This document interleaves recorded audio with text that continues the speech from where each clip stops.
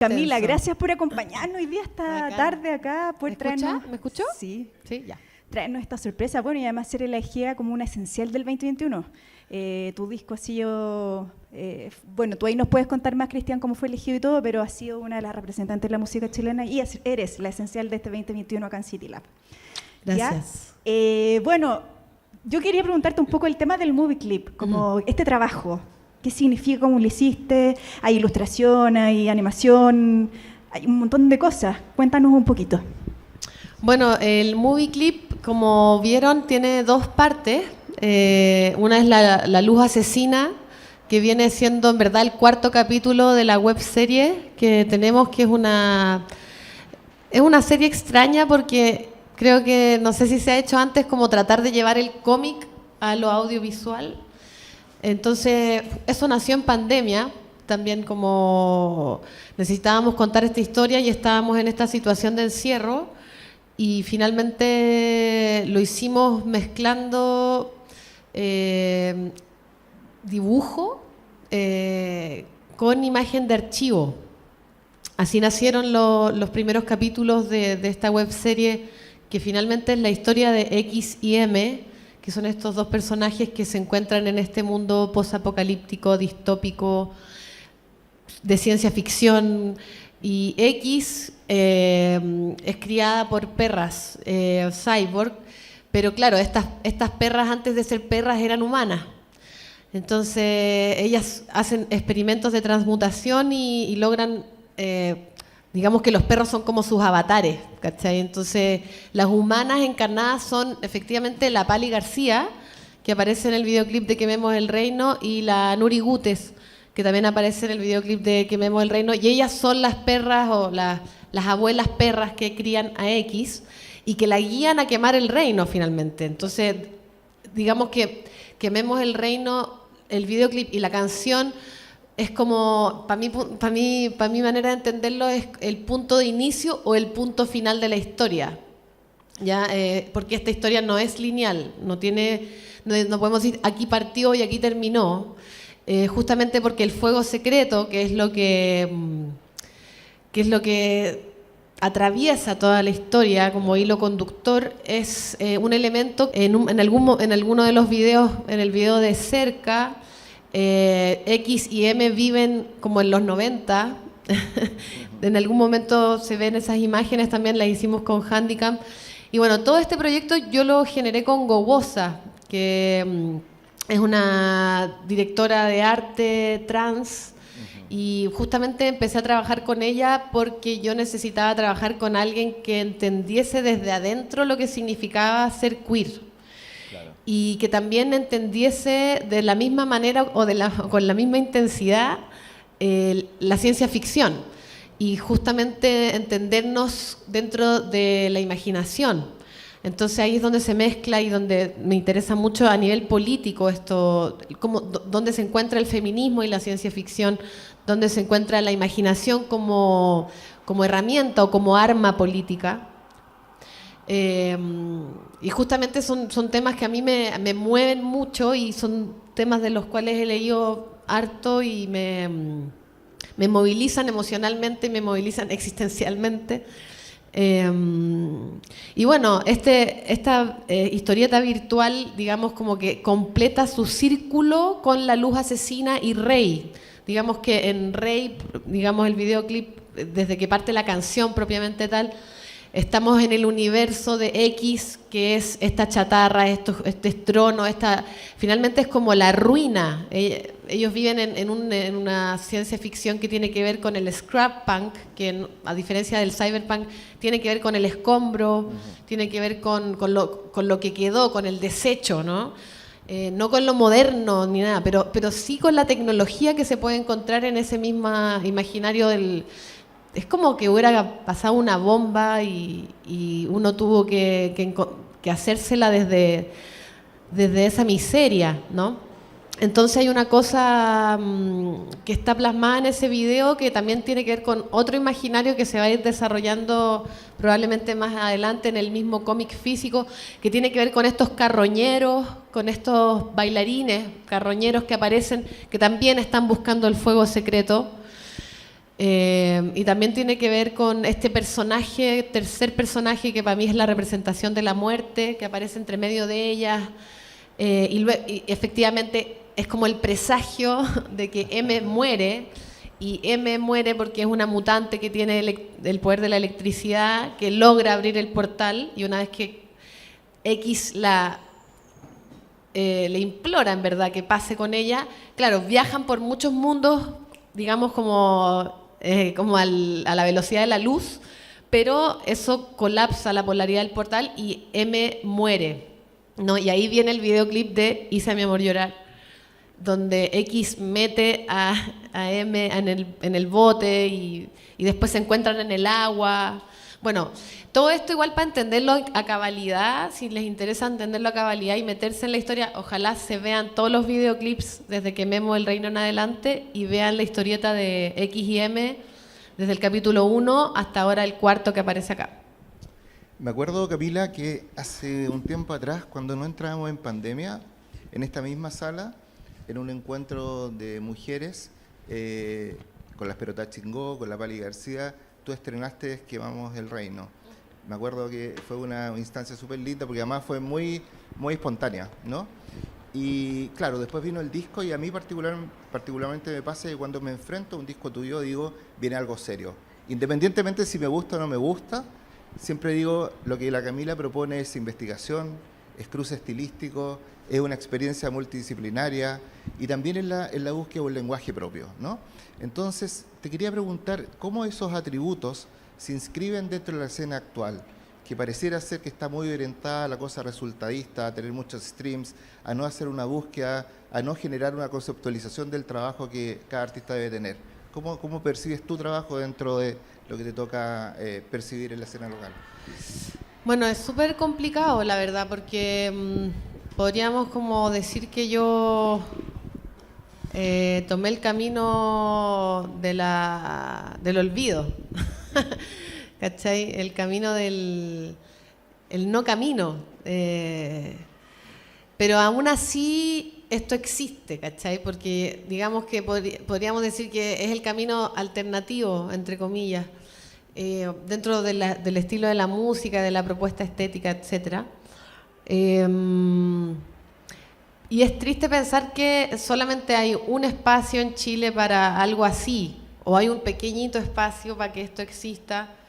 Tengo tanta gente que hace música, que hace proyectos que son más experimentales, que son más alternativos o como quiera llamársele, que no tienen ningún tipo de espacio, ¿cachai?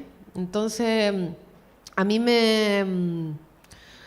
Nada, a mí no tengo una reflexión más allá de que no puedo hacer otra cosa. Tampoco digamos que esto, igual la canción Rey, yo la encuentro una canción popera dentro de mis parámetros, ¿cachai? Dentro de lo que yo puedo hacer. Igual las canciones tienen coro, igual hay una cosa como de también como querer comunicarse con la gente. Tampoco vamos a hacer música como tan rara o cosas tan raras, pero claro. Creo que igual el disco, si uno lo quiere escuchar como un disco cualquiera, se puede escuchar como un disco cualquiera que tiene canciones. Algunas canciones son más románticas, otras son más de amor, otras son más oscuras y otras son más poperas. Pero claro, si eres del tipo de persona que te gusta meterte en mundos y te gusta inspeccionar y que te vayan dejando pistas, y eso te parece sabroso para existir. Yo soy una persona así, o sea, a mí me gusta consumir ese tipo de cosas porque me fascino con ese tipo de cosas. Entonces también está esa opción para las personas que se maravillan con eso, ¿cachai? Y creo que sigue siendo un camino súper difícil hacer arte en Chile de cualquier tipo, y la industria de la música hoy día está, como en el mundo y como en Latinoamérica, está súper gobernada por los sellos y está súper gobernada por el mundo urbano. O sea, el mundo urbano se comió, aplastó todo de una manera bien impresionante y sin precedente, así también como el mundo de las redes sociales, ¿no? Es como si estuvieran un poco emparentados, pero quizás no necesariamente. Y yo creo que nadie lo vio venir, o sea, como el nivel de fuerza que iba a tomar. Pero también aún así, cuando uno sale a la calle te das cuenta que el mundo que existe en Twitter es bien pequeño. Entonces la existencia es ilimitada, po, ¿cachai? Entonces también es como, bueno, existimos más allá de la industria, existimos más allá de las redes sociales, podemos crear más allá de lo que imaginamos, ¿cachai? Sí, y aún así, con todo ese panorama que tú describes, hay un cambio que es paradigmático. Hoy los independientes tienen una porción más grande de la torta, las compañías retroceden y hay más diversidad, que me encanta ver en el disco también con la participación de gente genial como Lidio Pimienta, por ejemplo. A mí me pareció, el disco lo escuché con mucha atención, súper gozador. Si bien es un disco súper introspectivo y uno puede decir, ahí está la estética de la Camila, me pareció gozador porque me pareció un disco muy expansivo. Y llegué a una conclusión que de pronto no tiene nada que ver, pero quería preguntártela. ¿Cuánta vinculación tiene ese goce que plasma el álbum con con el concepto del fuego sagrado, con el concepto de descubrir, de autoimaginarse otros límites a nivel de experiencia personal? Claro. El fuego secreto. El fuego secreto es justamente eso, yo creo, ¿no? Por lo menos en el disco nace como el placer en sí mismo, como el goce o como no el goce entendiéndose como algo meramente físico, sino que es un goce completo. Sí, también tiene que ver con un goce expansivo. O sea, X cuando escucha música se le presenta el fuego secreto, pensando que en este mundo posapocalíptico no existía la música, ¿no? Entonces hay una fascinación porque hay un encuentro emocional con una dimensión desconocida que te presenta este arte, que yo creo que esa es la gracia del arte y de los artistas, crear mundos nuevos, ¿no? Y que te puedas entrar realmente en otro mundo. Y bueno, sí, el disco tiene mucha relación con el placer, con el goce y con la no moralidad de eso. ¿Cachai? Yo creo que si bien estamos en un mundo como amplio, también hay una sensación que yo tengo por lo menos de una hipermoralidad hoy en día. Por lo menos está plasmada en las redes sociales súper fuerte, como superioridad moral y mucho contenido moral en las cosas. Y creo que esto...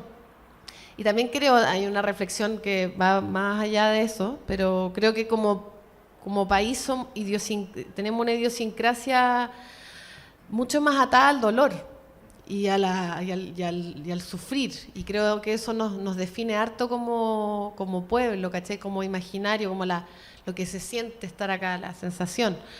Pero siento que eso es una herencia y eso también, de eso también han salido cosas hermosas, ¿no? O sea, la poesía chilena, la misma Violeta Parra, Víctor Jara, cosas que nos definen como cuerpo, ¿cachai? Vienen harto del dolor. Y yo creo que hay quizás un cambio de paradigma ahí, con respecto a la posibilidad de ser merecedoras del goce. Porque cuando uno lo está pasando bien o siente placer, siente culpa también. Como que no está bien pasarlo bien, no está bien gozar. Y bueno, y eso también, obviamente en mi vida personal tuvo que ver con mi encuentro con mi bisexualidad. Y con decir, oye, esto me está pasando, qué rico, lo quiero, todo me importa una raja, ¿cachai? Como una sensación de tirarse al vacío exquisita. Y de aceptarse y amarse, como enamorarse de uno mismo también, no solamente de otros. Yo quiero llevarte un poquito más para atrás. Voy a contar un secreto acá. Yo a la Camila la conozco como de los 15 años y me reencontré con ella ahora. Entonces es bacán ver a esta tremenda artista y todo lo que ha logrado después de esos 15 años. Pero yo te veía haciendo malabares. Hoy día uno ve esto, ¿no? Pero la Camila, o sea, metía en el audiovisual, metía en el tema de los malabares, la música, escuchaba Björk todo el día. Esos recuerdos tengo yo de ti, nunca era una explosión de arte tú, ¿cachai? Entonces, ¿qué pasa con esa Cami que estaba en la búsqueda, estaba experimentando, además con una conciencia social increíble? Bueno, tu papá en el fondo tiene que hay mucho que ver con, y tu mamá también, con el tema como cultural y social. Tu papá, uno de los fundadores del teleanálisis, o sea, gente que venía con historia política importante. Pero ¿cómo todas esas cosas se unen hoy día en ti? Bueno, justamente yo creo que desde Pangea en adelante, Pangea fue un disco que intentó ser o buscó ser multidisciplinario. Hubo un documental que justamente aparece mi papá entrevistándome, muy tierno, y hubo una búsqueda ahí de buscar otros formatos, y esa pulsión mía como por no solamente hacer discos, venía como yo también, antes de hacer canciones, hacía poesía. Cuando era chica, así 15 años, 16 años, yo creo que escribía mis mejores cosas, ¿cachai? Y hacía música por otro lado, y después me puse a componer y estaba súper hambrienta. Siempre fui, yo creo que tú lo describes bien, fui una adolescente como que quería comerse el mundo, quería hacer teatro, quería hacer danza, quería hacer malabarismo. Me metí en todo lo que me podía meter y quería vivir y crear, no sé, conocer, buscar. Y creo que bueno, eso se ha plasmado de una u otra manera en mi trabajo, y sobre todo en mis últimos trabajos, que cada vez o buscan esa ampliación artística en el multiformato. Y el ser mamá también, mamá y música. Sí, súper difícil. Sí, súper difícil ser mamá y música. Es que bueno, depende del tipo de madre, pues, siempre, ¿no? Hay una reflexión compleja en cuanto a... Complementando lo que dice la Claudia, me acordaba de una reflexión muy bonita de Laurie Anderson que dice algo así como: cuando se va el amor, llega la justicia; cuando se va la justicia, llega la fuerza; y cuando se pierde la fuerza, llega la madre. O sea, y el proyecto, el disco, tiene mucho que ver con resignificar también ese concepto de la maternidad. Por eso es que lo quería poner un poquitito siguiendo la intención de tu pregunta. Bueno, sí, bueno, la maternidad en mi vida llegó, y después llegó el disco Mala Madre. Fue algo muy típico. Me pasa harto eso como de la ironía de la vida, de que se me devuelven las cosas. Y venía yo con una reflexión de lo que significaba ser madre, o del arquetipo de la madre en la sociedad chilena. La mala madre también como una nueva heroína, no como... pensando en Violeta Parra, en la Estela Díaz Barín, pensando en la Cecilia Vicuña, en la Gabriela Mistral, en las grandes madres de Chile y cómo ellas fueron madres en su vida, ¿no? A la Violeta Parra se le murió un hijo por irse a trabajar a Polonia, ¿cachai? Entonces había una cosa ahí interesante también en la misma planta, la mala madre, que es una planta que arroja lejos a sus hijos. En Argentina se llama lazo de amor. Entonces también hay una cosa, de nuevo, con lo moral, ¿no? Con el juicio moral que se le pone, finalmente, cómo miramos y desde dónde miramos las cosas. Y bueno, vino luego mi propia maternidad, y me encontré con que fue muy difícil, sobre todo los 2 primeros años, muy difícil para mí la maternidad, pero me hizo crecer enormidades, po. No podría ser la misma que soy ahora, y eso lo agradezco, y tengo un hijo maravilloso, y en Rey ya hay, digamos, pucha, es que no les puedo hacer el spoiler de la historia de X&M, pero viene una cosa relacionada con la maternidad. Hay una escena ahí, si alguien estuvo cachando muy atento, algo pasa ahí. Pero sí, pues Corderito Mío. Corderito Mío está en el disco, y Corderito Mío, claro, es el poema de Gabriela Mistral. También ahí hay algo interesante, porque es la primera vez que musicalizo un poema de otra persona y lo pongo en un disco, ¿cachai? Y eso fue algo bien natural, la verdad, porque ese poema lo encontré y fue como la traducción literal de la experiencia de la maternidad. Y se lo empecé a cantar a mi hijo cuando era chico, empecé a cantar el poema, lo musicalicé así como en esas noches donde uno no duerme, donde la guagua se despierta una y otra vez. Y quedó y de pronto se lo mostré al Iván, que fue el chico con el que produje este disco, el Iván González. Y fue como, bueno, y se lo ponemos, ¿y qué pasa si lo dejamos a capela? En el disco mismo, así, voz pelada, una canción de cuna al final. Las canciones de cuna, uno las canta nomás. Y así fue, y ahí me encontré con la obra, gracias a Corderito Mío, me encontré con la obra de Gabriela Mistral y me topé con las cartas que le mandaba la Doris Dana y fue muy bonito porque caché que muchas de las cosas que ella le escribía lo hacía en masculino. Y ahí fue como, sí, el disco tiene que ser en masculino, tiene que llamarse Rey y yo puedo tomarme este lugar que se supone que no. Porque siempre la mujer, no, la reina, ¿cachai? ¿Qué pasa si yo tomo Rey y más encima le pongo una línea arriba y lo tacho y paso por encima de esto o me lo apropio si es que quiero, ¿no? Entonces ahí, claro, ahí hizo mucho sentido también con el trabajo con Gowosa por la identidad o la reflexión de lo que significa ser trans, que obviamente una persona que no es trans no lo puede sentir, pero sí escuchar, ¿no? Entonces hay hartos mundos que se cruzan con respecto a la identidad de género, a la reflexión también, a la ironía también de yo puedo hacer esto, hasta dónde llegan los hombres, hasta dónde llegan las mujeres, qué significa ser hombre, qué significa ser mujer. Y luego ya el cyborg, ¿cachai? Y el cyborg, digamos, es un paso más allá y propone la erradicación del género. Cami, en ese sentido, estamos hablando de este tema que tú estás diciendo también que tiene mucho que ver finalmente con tu experiencia de lo que estás viviendo hoy día o lo que ha pasado en este disco reflejado que tiene que ver como con la sexualidad también. Y que tú tenías una mirada política frente a muchos temas. ¿Cómo eso lo quieres también plasmar para las generaciones que vienen y para nuestros viejos también, pues, que ya están bien viejos? Bueno, yo creo que todo es político, aunque uno no quiera. Y me encantaría, ponte tú, que chiquillas que están saliendo del closet le muestren el videoclip de Es Real a su mamá. Me gustaría que sirva como herramienta de, oye, pero esto es posible y esto no es raro. Y creo que esa discusión por lo menos de las elecciones o de con quién me voy a acostar o de con quién me enamoro, creo que ya está un poco como, o sea, sí. No sé. Lamentablemente yo creo que sigue siendo una discusión política porque sigue existiendo la discriminación. Si no existiese la discriminación,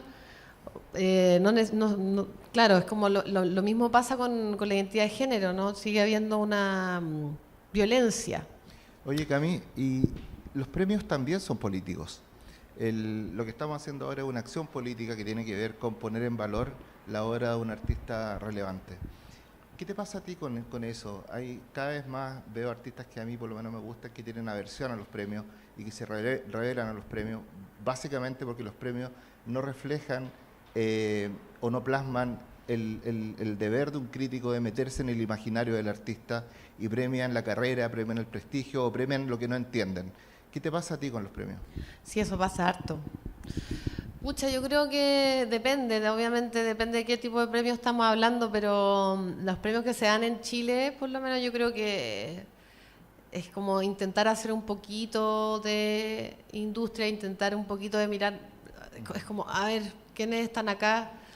Obviamente que creo que deberían existir muchas más instancias y muchas más perspectivas, ¿no? Como qué es lo que estáis premiando y por qué lo estáis premiando, también siempre finalmente va a ser algo subjetivo. Claro. No hay nada mejor ni peor que otra cosa al final. Como poner las cosas en competencia siempre va a ser incómodo, creo yo. Pero también, lo digo como persona que trabaja en eso, también es rico recibir, digamos, bueno, y que nadie te diga nada y que nadie te dé un feedback, ¿cachai? Exacto. Entonces, claro, ahí quizás hay que cambiar el paradigma y sacarlo de la lógica de la competencia, ¿cachai? Y quizás darle una nueva mirada a lo mismo. La última pregunta que hago yo, por lo menos.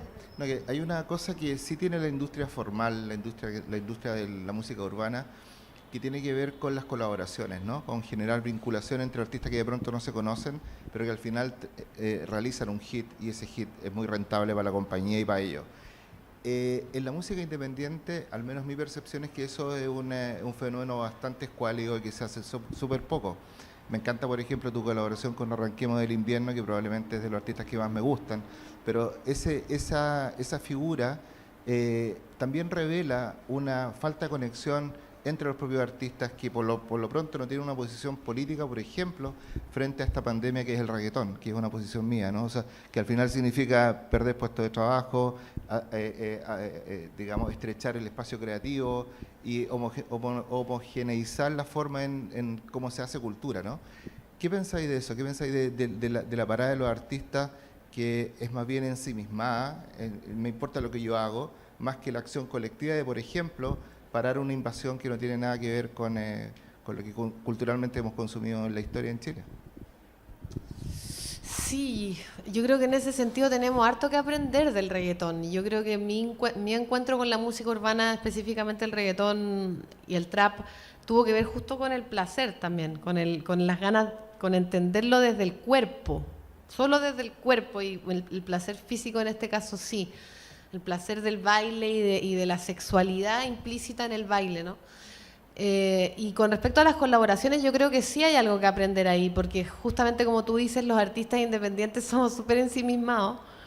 Y creo que en el caso del reggaetón muchas veces hay una cosa como estratégica también, de colaboraciones que no sé si vienen de un lugar muy artístico o muy real, quizás en algunos casos sí, en otros no, pero en general mi experiencia ha sido colaborar con gente con la que resueno musicalmente. O sea, la colaboración de este disco con Jimena Sariñana y Lido Pimienta son, aparte de que somos muy amigas, todas somos madres que somos las jefas de nuestros propios proyectos.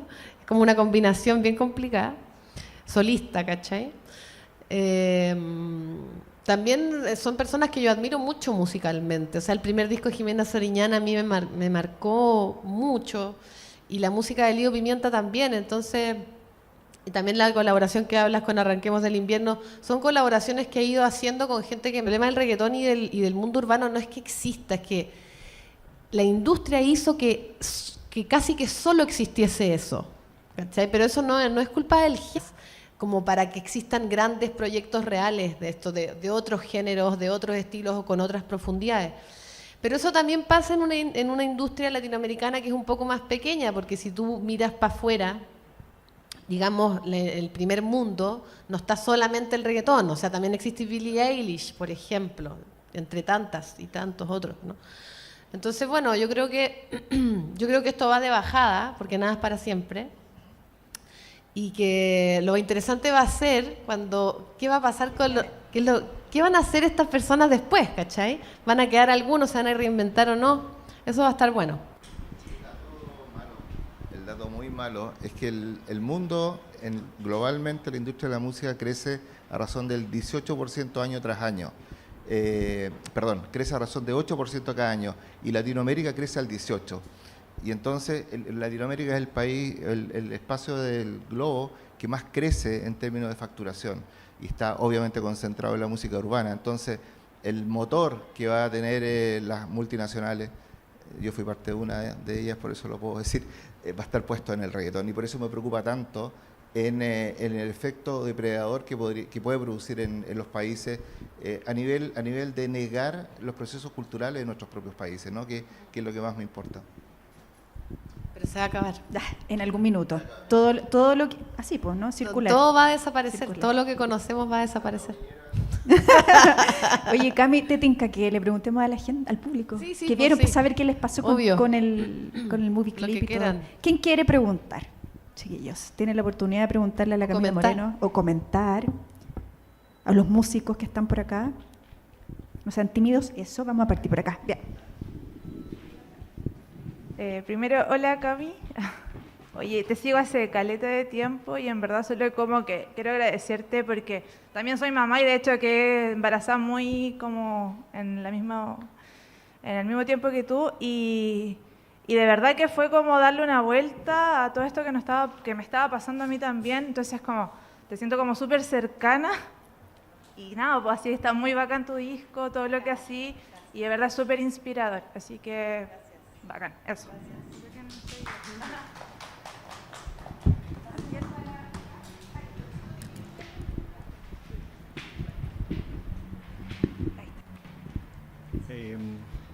Bueno, ahora, muy interesante el video, se basó, algo que no había visto, me llama mucho la atención. Bueno, por ahí no estoy muy pasado como al futuro que al pasado. Cómo diversificar los diferentes procesos artísticos en los que pasa y vive un artista. En ese sentido valoro mucho que tú explores todos estos caminos porque, como lo dije anteriormente, está más cercano a eso y le da mucho más valor a lo que tú entregas y lo que quieres expresar.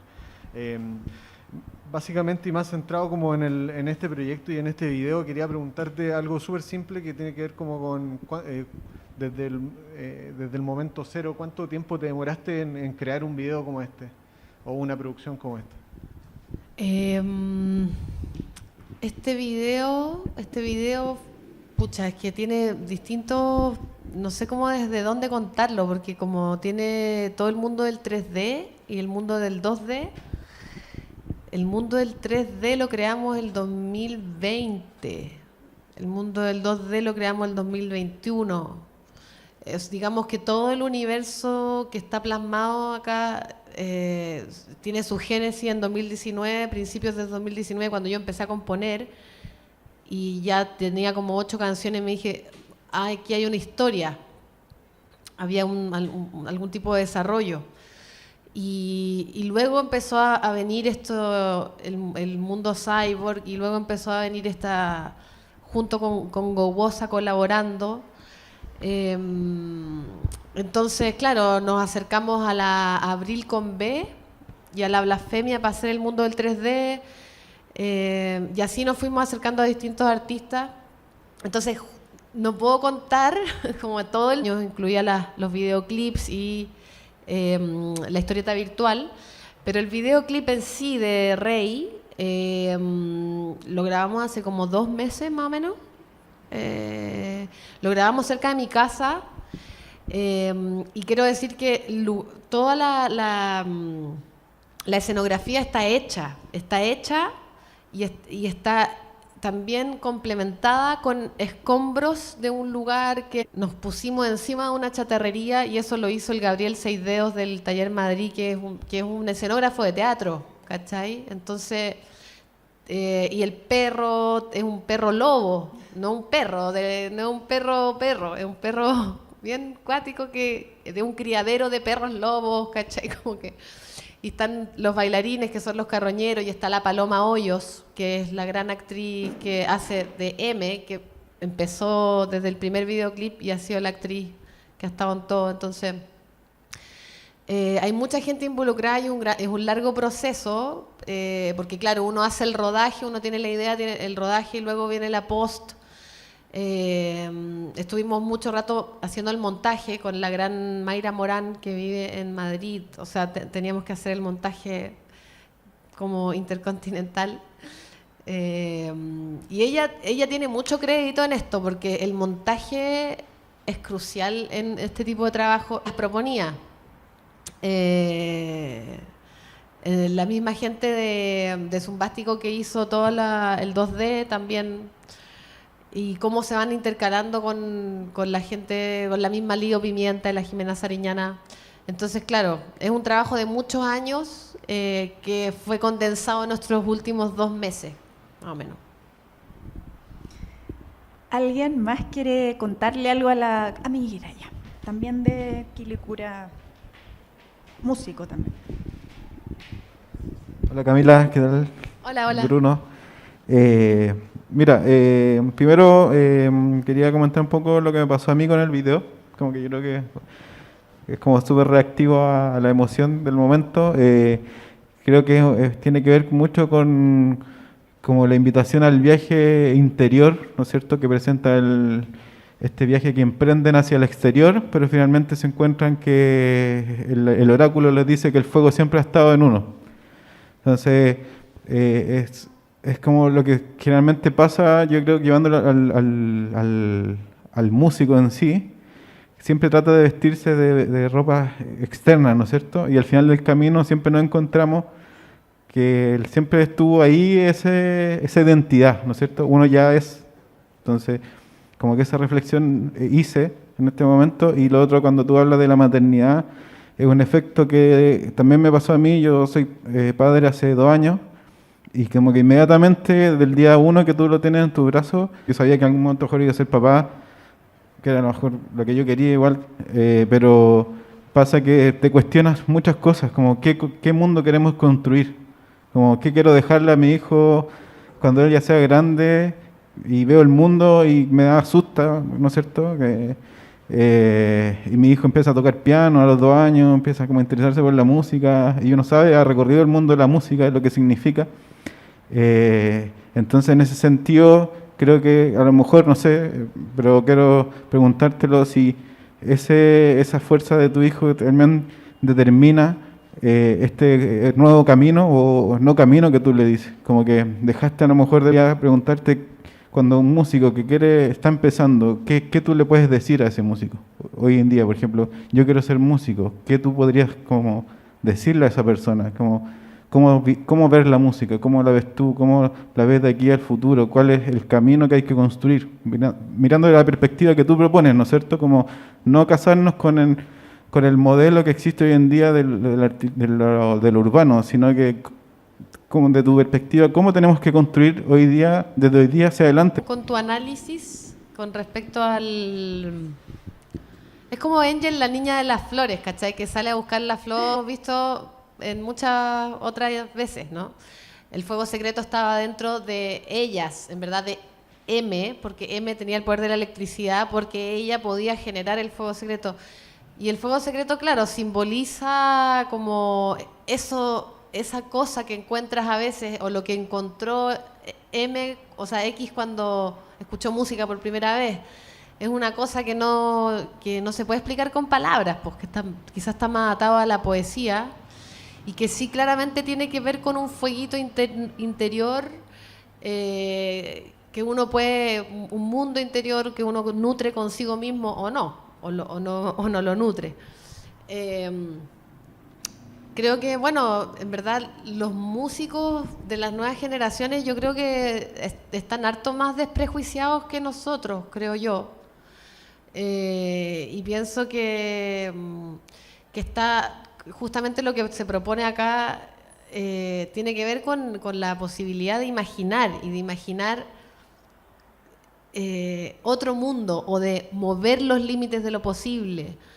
Y el cyborg tiene que ver con eso. Y si me voy a hacer música, ¿para qué me voy a poner, para qué voy a estar preconcebida, ¿no? Por ejemplo, si puchas que tengo que hacer un pop porque me tiene que ir bien, eso también existe, ¿eh? Digo, yo también lo hago, por mucho que esté en un camino alternativo, yo igual tengo que vivir de esto, ¿cachai? No me voy a... Quizás más vieja me ponga a hacer música que solamente sea instrumental, ponte tú, suene... y nadie entienda nada, puede ser.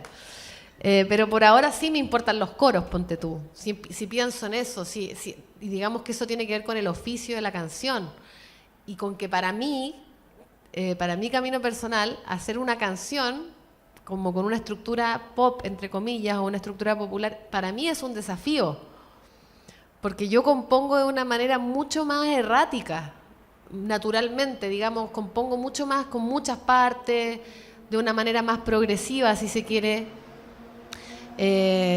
Justamente como hago mis piezas audiovisuales, como que tienen muchas partes, muchas historias, van y vienen y suben y bajan, porque yo soy así, es mucho más caótica mi manera de componer. Entonces, para mí, cuando voy a hacer una canción y logro hacer una canción pop, es un gran logro, ¿cachai? Entonces creo que es tan personal lo que me estáis preguntando, y justamente en la misma música yo creo que ojalá no hayan deber ser, ojalá cada uno se pueda encontrar con su propio fuego secreto y hacer una música que le salga de la guata, ¿cachai? Y que eso sea honesto para sí mismo, ¿cachai? Y creo que en ese sentido sí hay una búsqueda que se puede llamar espiritual, que uno tiene que hacer para poder transmitir algo. O si no, vaya a estar haciendo ejercicios de estilo. Hago un ejercicio de estilo, otro, pero ¿cuál es la identidad? ¿Cachai? O sea, a lo que voy es que grandes artistas, estoy pensando desde Violeta Parra, Björk, John Lennon, da lo mismo el género que hagan.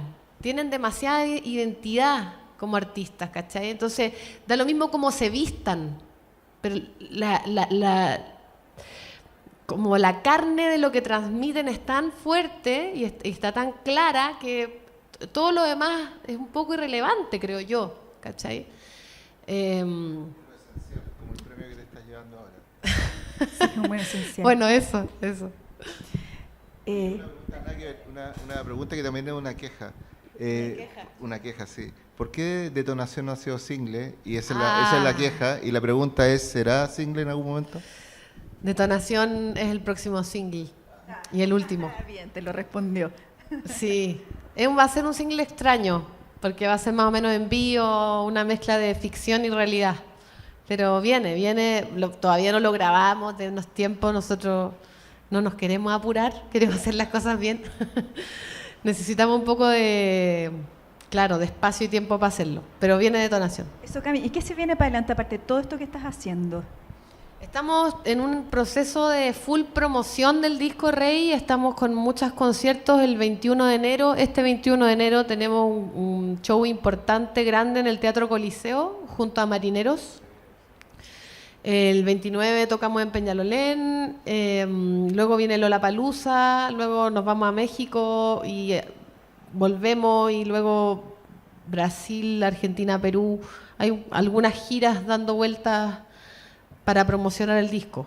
O sea, harta intensidad. No, Omicron no. Que se vaya. No estamos Ultron no y estamos Omicron. Mira, te respondieron ahí. ¡Pah! ¿Tienes alguna otra pregunta? ¿Alguien? ¿Nada? ¿No? Vamos, yo creo. Cami, ¿Tú tienes más preguntas? Yo te puedo yo hacer una tengo pregunta. miles de preguntas, pero es que no puedo, porque siempre me cortan acá, me censuran, me No. censuran. No, solo para terminar.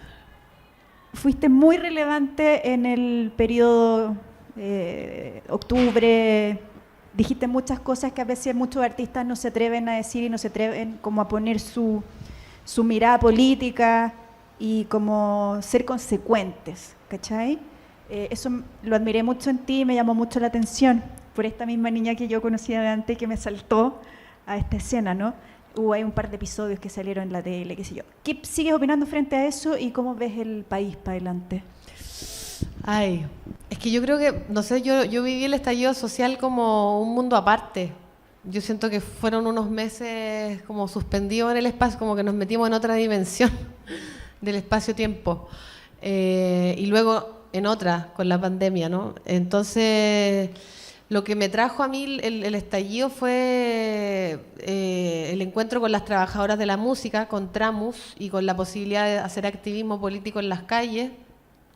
Y fue súper importante y decidor, y fue súper importante sentir a la gente, sentir Chile o sentir la calle con otra vibra, ¿cachai? Como estamos juntos, estamos unides, estamos con una energía común que nos une, y la energía de las marchas siempre fue de cuidarse entre nosotros, ¿cachai?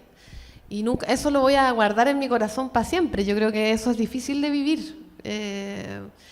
Y esa sensación de que estábamos experimentando la revolución. Y claro, y en eso, en ese escenario, no sé si decir o no decir, o sea, yo si tengo que decir, voy a decir, ¿cachai? Creo que no lo pienso mucho, y eso me trae consecuencias. Pero también ¿cómo decirlo? Sí, como consecuencias de tipo familiares. No, consecuencias de típico polémicas de Twitter, ¿cachai? Por esta cosa como de voy a decir, voy a hablar y me llevan por hablar, me llevan presa y todas esas cosas. Pero acá tenés mucha gente que te vamos a ir a rescatar después. Bueno. Claro, pero hay una cosa que creo que tiene que ver como con un ser en el mundo que yo ya me reconcilié con eso, pues, ¿cachai? porque yo, bueno, si tengo que hablar lo voy a hacer y si tengo que decir cosas lo voy a decir y nunca me he perfilado como una artista como media tibia o blanda, porque hay hartos igual, ya yo creo que, y no todos tenemos que ser iguales, así que está todo bien. ¿Cerramos? Podríamos seguir, pero cerremos con un gran aplauso a la Camila Moreno. Gracias. Muchas gracias, muchas gracias. No se ha corrido de ninguna pregunta, contestó todo, increíble, Sí. demasiado entretenido, te felicitamos por el trabajo. Bacán. Hay que empezar a movilizarlo ahora, te vamos a Eso. apoyar en eso. Gracias. Gracias por haber Bacán. venido a City Lab nuevamente y gracias a ustedes por acompañarnos. Tenemos que darle el premio, ¿verdad? Tu premio, sí. De la artista del año esencial de este 2021, elegida por mucha gente.